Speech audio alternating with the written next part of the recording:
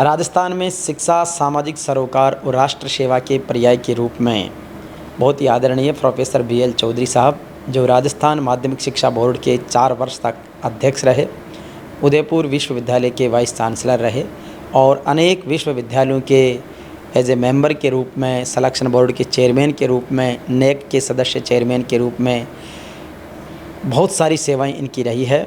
और JVP media group को आपका आशीर्वाद हमेशा रहा है। सर की जर्नी के बारे में आज हम जानेंगे कि कई लोगों की उत्सुकता थी कि BL सर का जो जीवन दर्शन है उनसे हम प्रेरणा ले सके, तो उनका एक पूरा जीवन दर्शन का एक विशेष साक्षात्कार हम सब देखेंगे।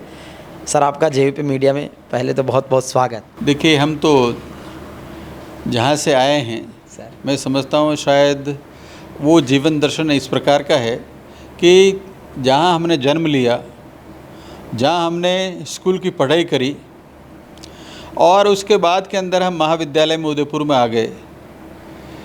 जीवन का ये जो संघर्ष की कहानी है, मैं समझता हूँ इसमें हमारे परिवार का बहुत बड़ा सहयोग है।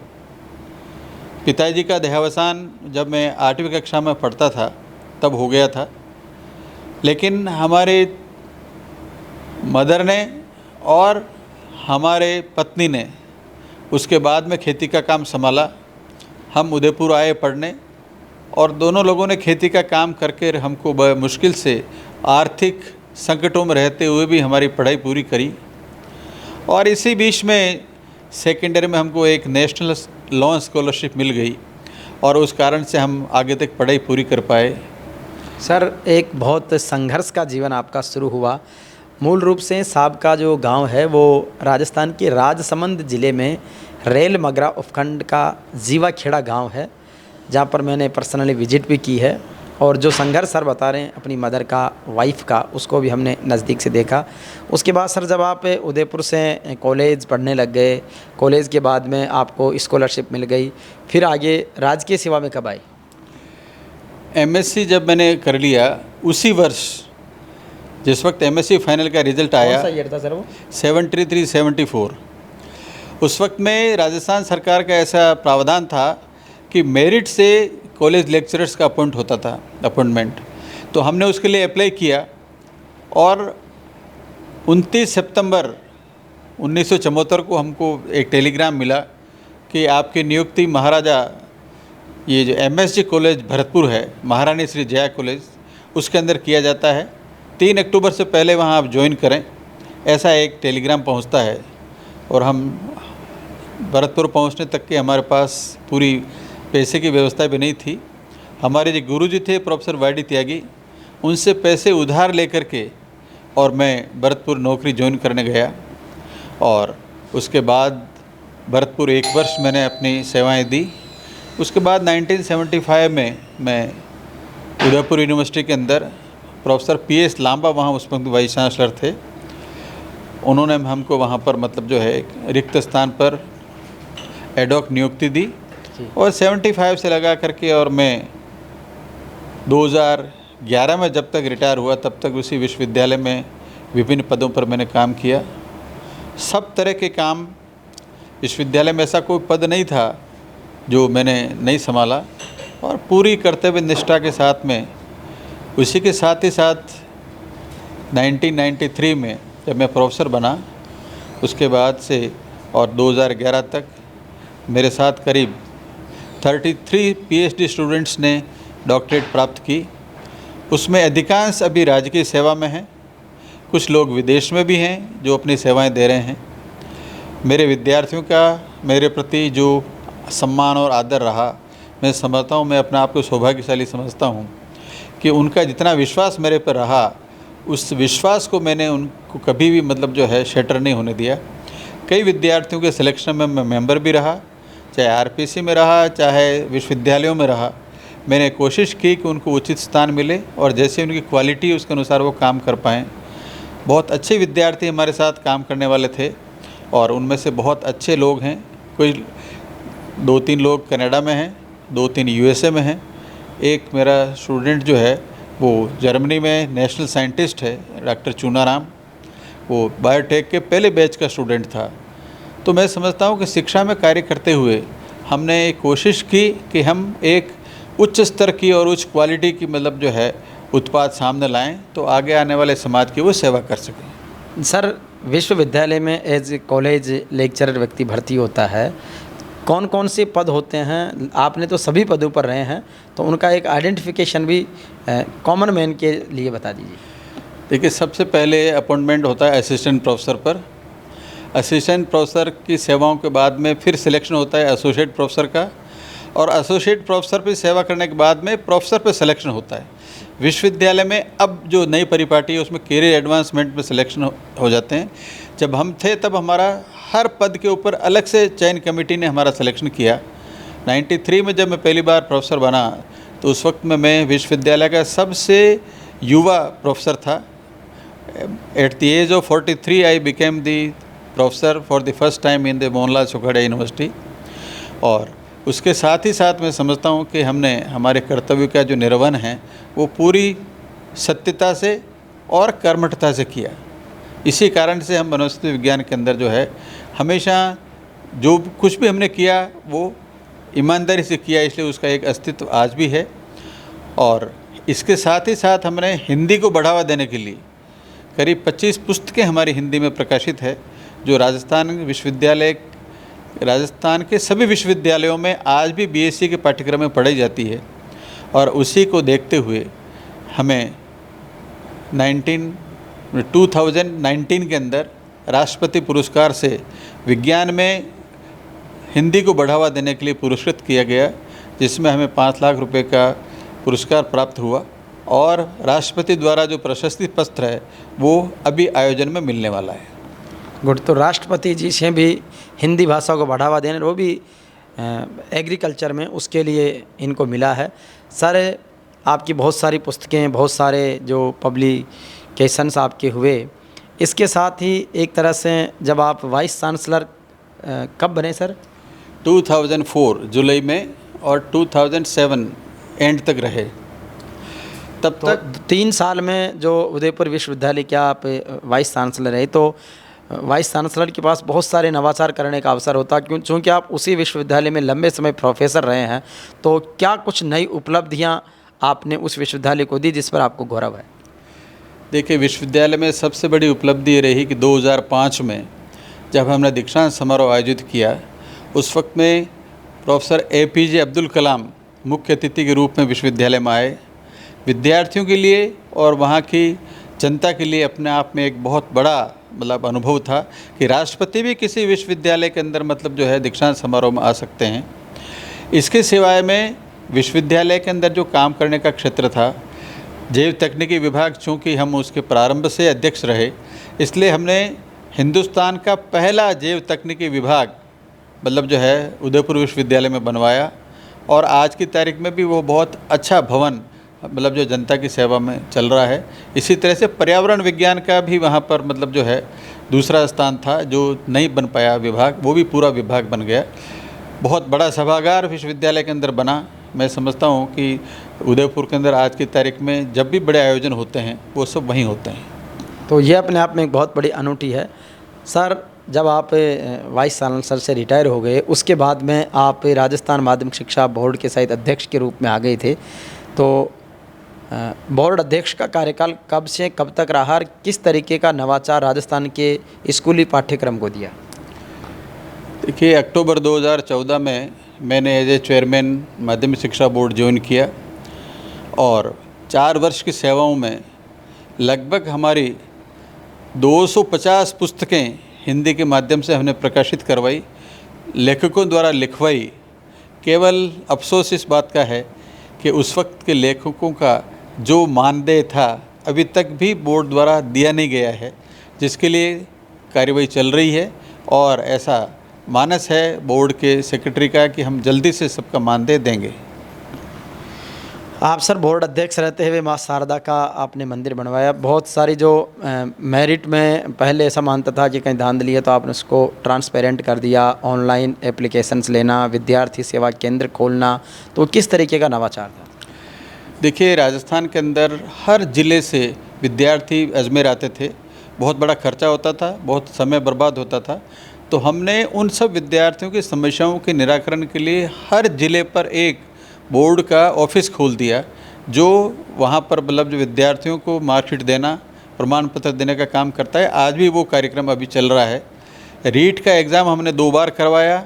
मैं समझता हूँ कि राजस्थान में एक अपने आप में एक इतिहास है कि उसमें किसी प्रकार की कोई गड़बड़ी की कोई गुंजाइश नहीं रही। इसके साथ ही साथ बोर्ड के अंदर जितने भी कार्यक्रम थे वो हमने सब ऑनलाइन कर दिए। पूरा रिकॉर्ड आज की तारीख में ऑनलाइन है। और बोर्ड में राजस्थान की जो प्रतिभा प्रतिष्ठा थी पुरानी, उसको हमने कायम रखने का प्रयास किया। और लोग बाग जानते हैं कि राजस्थान बोर्ड के लोग जितने भी अच्छे काम करने वाले, हमने विद्यार्थियों के लिए 3 तरह के प्राइज़ पुरस्कार उसमें रखे। जो लिटरेरी हो उसको भी 50,000 का इनाम, जो सबसे अच्छा खिलाड़ी हो उसको भी 50,000 का इनाम, और जो सबसे अच्छे अंक लाने वाला हो उसको भी 50,000 का इनाम। ऐसा हमने बोर्ड में दीक्षांत समारोह प्रतिवर्ष आयोजित किया और उन विद्यार्थियों को सम्मानित भी किया। ये एक नवाचार था। शिक्षकों के लिए भी आपने किया? शिक्षकों के लिए भी जो बेस्ट टीचर अवार्ड था उसको भी हमने 2 बार पुरस्कृत किया, और माननीय राज्यपाल जो हरियाणा के थे उस वक्त में उन्होंने से उनको पुरस्कृत करवाया। तो शिक्षकों के लिए, विद्यार्थियों के लिए और वहाँ के कर्मचारी थे उनके लिए भी हितों की जितना हम काम कर सकते थे उतना हमने प्रयास किया। वो सब लोग आज भी प्रसन्नता व्यक्त करते हैं कि आपके टाइम पे जो हमको फ़ायदा मिल गया। कई लोग कई वर्षों से वहाँ पर मतलब जो है अस्थायी रूप से काम कर रहे थे चपरासी के रूप में, वो सब कन्फर्म हुए। करीब 35 ऐसे लोग हैं जो आज की तारीख में, उनमें से कई एलडीसी भी बन गए हैं। तो उनके लिए एक बहुत बड़ी उपलब्धि थी कि उनका जीवन आज की तारीख में सुचारू रूप से चल रहा है।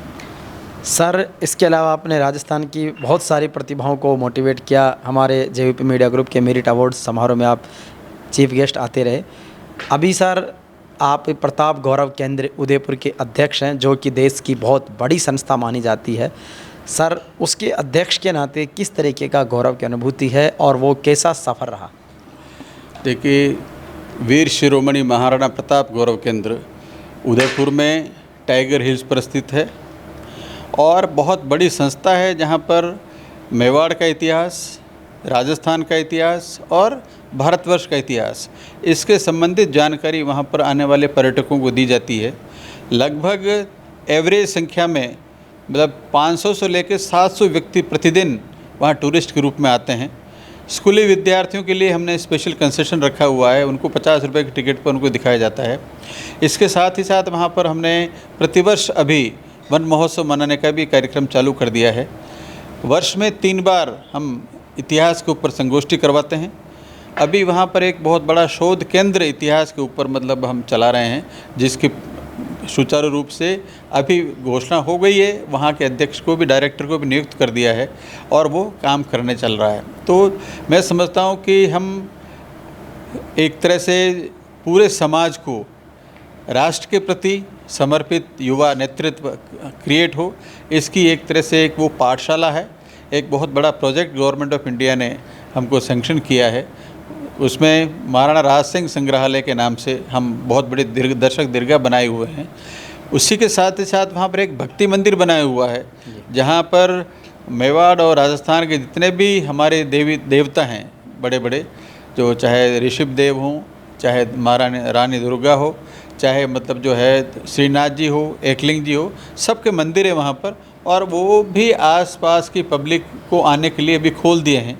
और अभी 2 महीने पूर्व में आसाम के राज्यपाल माननीय गुलाब चंद जी कटारिया की अध्यक्षता में एक आयोजन हुआ।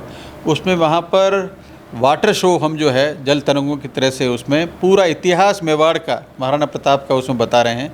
उसमें प्रतिदिन लगभग 100 से 200 व्यक्ति पार्टिसिपेट कर रहे हैं। तो ये अपने आप में एक अनूठा कार्य है। सर, व्यक्ति छोटी सी सफलताओं पर बहुत इतराता। आपने यूनिवर्सिटी के चांसलर, बोर्ड के अध्यक्ष, प्रताप गौरव केंद्र के अध्यक्ष, बहुत सारे politicians, ministers, chief minister, governor, उपराष्ट्रपति से आपके बड़े अच्छे संबंध रहे हैं। किस तरीके से संबंधों को मेंटेन रखते हैं, ये बहुत बड़ी सीखने की बात है हमारे लिए। देखिए, हमने जीवन को सत्यता से और ईमानदारी से जीने का प्रयास किया, और जो भी संबंध भी हमारे साथ जिनके रहे हैं वो मानसिक रूप से और शारीरिक रूप से के साथ साथ हम नैतिकता के रूप में, जो नैतिकता का जो बल है उसको लिए हुए चल रहे हैं। और मैं समझता हूँ जिस ईमानदारी से काम करने का हम प्रयास जीवन भर किया, वो एक बहुत बड़ी हमारा मतलब जो है आत्मिक बल है। और जिन लोगों से हमारे संबंध रहे हैं उन लोगों का मैं समझता हूँ विशेष योगदान रहा, और उन्हीं के सहयोग से और ये कार्यक्रम आज की तारीख में जो कर रहे हैं वो भी सुचारू रूप से चल रहा है। और इस साथ ही साथ सबसे बड़ा आशीर्वाद जो है ईश्वर का है, जिसने हमको ये सब शक्ति प्रदान की है। सर, किस तरीके से आपकी जीवनचर्या है? इतनी सादगी, कोई कभी मैंने गुस्से में नहीं देखा, कभी बेचैन नहीं देखा, इतने सारे कामों को बड़ी सहजता से करते हैं। क्या दिनचर्या रहती है आपकी? देखिए यार, पिछले 3 साल जब कोरोना काल है तब से लेकर अब तक तो विशेष कोई हमारा मतलब कार्य नहीं है।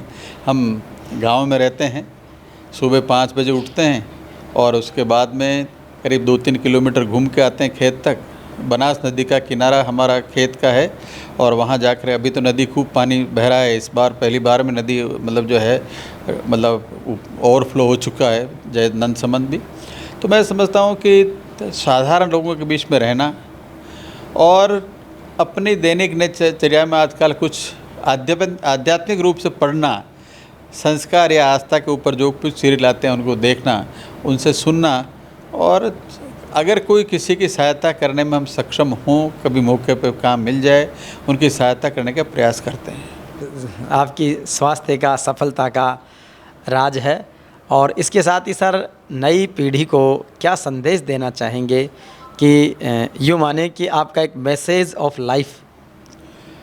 एक नई पीढ़ी को तो केवल एक ही संदेश है कि काम जो कुछ भी करें पूरा मनोयोग से करें, और सफलता पाने के लिए पूरे प्रयासों को मैं समझता हूँ कि जब तक हम सही रूप से नहीं अपनाएंगे, उन सब प्रयासों का परिणाम तभी हमारे सामने आ सकता है जब हम तन मन धन और सबके सहयोग को साथ लेकर के उसके ऊपर काम करेंगे, मैं समझता हूँ।